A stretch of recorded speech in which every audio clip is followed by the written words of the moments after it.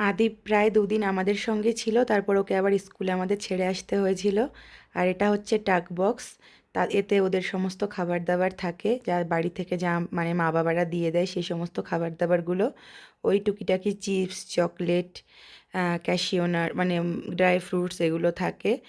আর ওই যে ড্রাই ফ্রুটসগুলো এগুলোও না ওরা কিন্তু একবারে খেতে পারে না। ওদের এগুলো চাবি লাগানো থাকে। ওদের যখন টি ব্রেক হয় ৩টের সময়, তখন টিচারদের সামনে এখান থেকে ওদের যেকোনো একটা জিনিস বের করে খেতে হয়।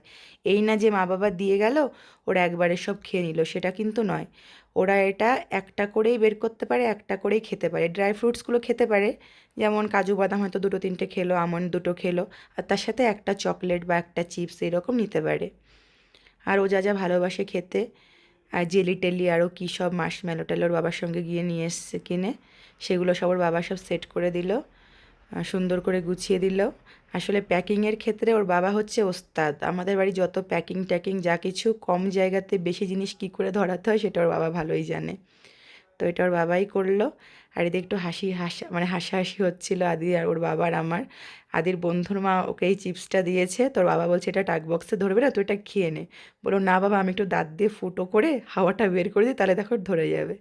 তো ওটা করে বলছে, দেখেছো মা আমার কি বুদ্ধি, তোমারও এত বুদ্ধি নেই। আমি বললাম হ্যাঁ অবশ্যই, তুমি তোমার বাবার ছেলে, বাবার মতোই তুমি বুদ্ধিমান, মার মতো নও। তো এটা নিয়ে হাসাহাসি হচ্ছিল। তো ওকে সব কিছু গুছিয়ে দিয়ে এসছি। আর আদি ওখানে একদম ইউজ টু হয়ে গেছে, পরিবেশের সাথে মানিয়ে নিয়েছে।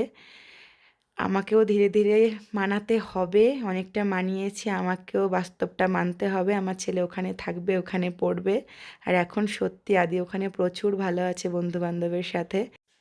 আদিকে সব কিছু গুছিয়ে গাছিয়ে দিয়ে ওর যেগুলো লাগবে টুকিটাকি জিনিস কিনে টিনে দিয়ে আমরা তার পরদিন, মানে সেদিন তো আমরা ওকে ৫টার সময় ছেড়ে এসেছিলাম স্কুলে।